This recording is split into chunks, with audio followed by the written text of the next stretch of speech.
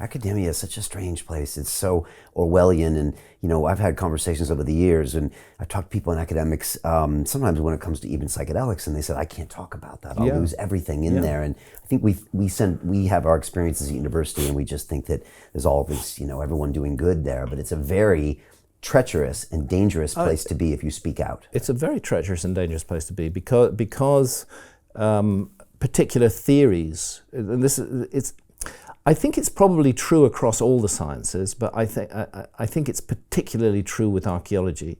And there I have to raise a question mark over whether archaeology is rightly defined as a science at all. I'm not sure that it is a science because there's so many things about it that can't be tested in scientific ways. Basically, what archaeologists are doing is they're dealing with relatively small amounts of material that are dug up out of the ground from relatively small amounts of sites. And they are then drawing conclusions from that, which are their conclusions, which they then present as a narrative, which magically transforms into statements of fact. These are not statements of fact, they're statements of opinion based on a particular interpretation of a particular set of artifacts. That's what we're dealing with archaeology, and I don't think that that's science. Particularly so when it comes to prehistory, when it comes to the time of the Ice Age. Really, you move from the domain of archaeology into history the moment that you start having written documents. When you have written documents that have survived, if you can translate those documents, and you can't always, we have never translated the Indus Valley script, for example, but when you can translate them, you can begin to get a fair sense of how history was unfolding at that time. But from a time where no documents have survived, from the Ice Age, you're dealing with very limited interpretations of very limited data sets. And it's not just the limited interpretation.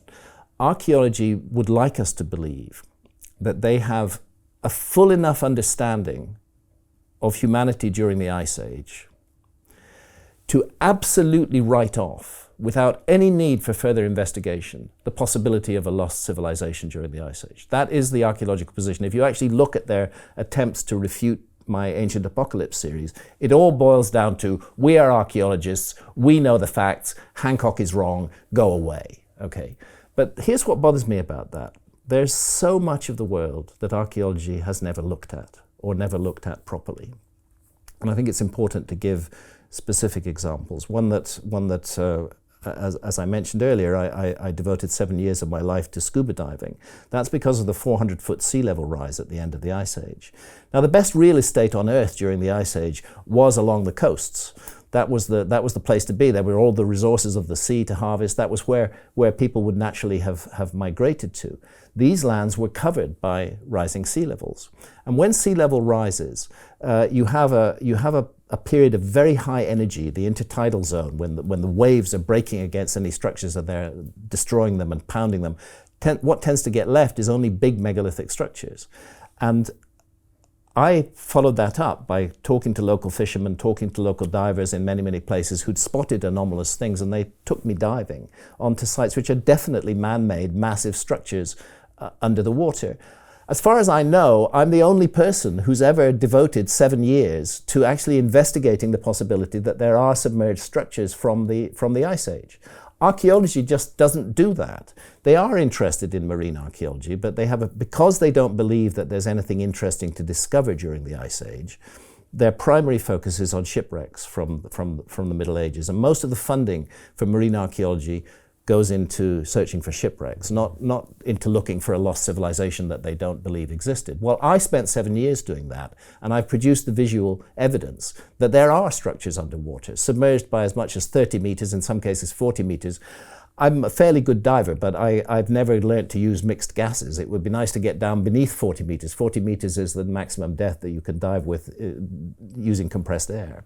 But we're talking about a 120-meter rise in sea level at the end of the Ice Age. I've been 40 meters down, and I found a massive evidence that for huge structures at that time. So the point I'm making is that archaeology cannot claim to have absolute knowledge sufficient knowledge to write off a possibility of a civilization during the Ice Age, when it really hasn't investigated the submerged continental shelves at all.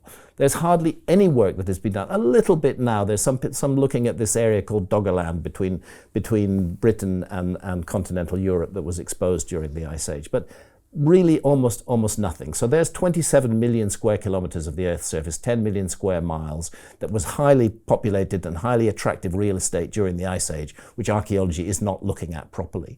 Then there's the Sahara Desert, green during the Ice Age, 9 million square kilometers.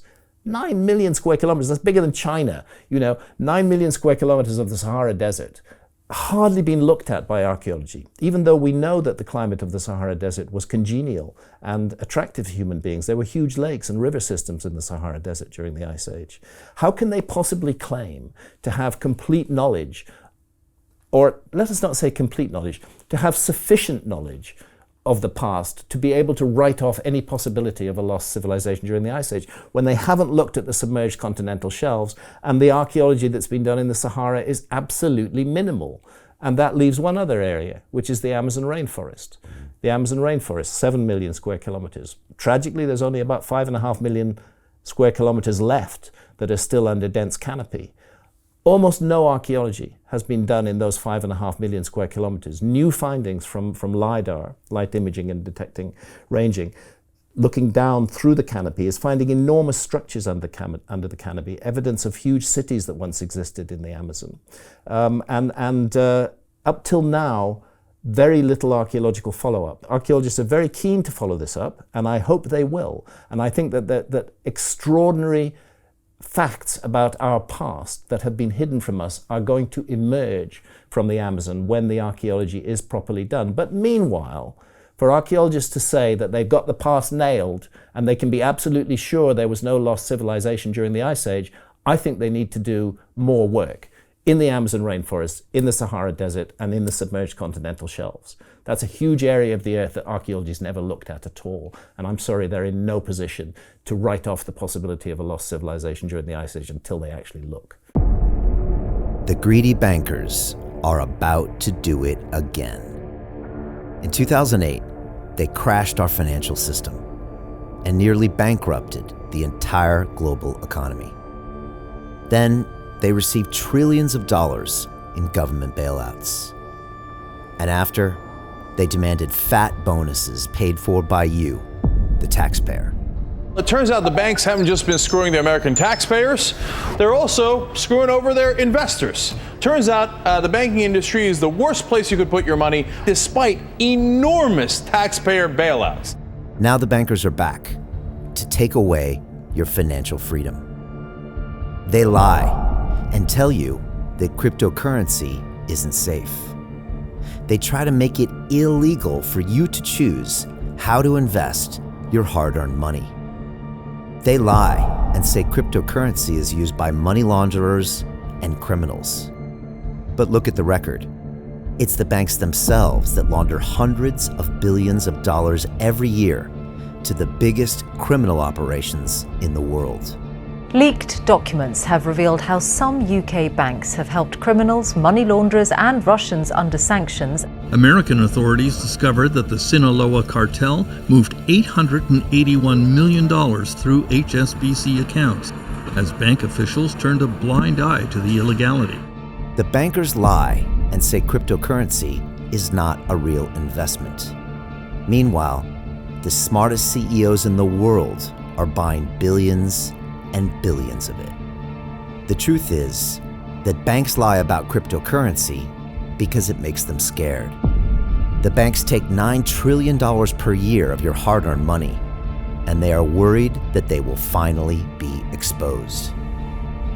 They're scared because crypto means they can no longer control your money, which means they can no longer control you. They are scared because you might actually understand your money and intelligently decide what to do with it. Now is the time for us to come together, fight back, and take control. It's time to educate ourselves, our families, and our communities. Because financial education means financial freedom. We know that cryptocurrencies will help us build the new, decentralized financial system of the future. A banking system that is of the people, by the people, and for the people. A banking system where access to finance is a fundamental human right. A banking system that is free and fair and welcomes all humans on this earth. The DeFi revolution is happening. We, the people, can no longer be fooled. We choose to take control of our finances. We choose to take control of our freedom. We choose to take control of our future. Join us, and let's take back our financial freedom forever.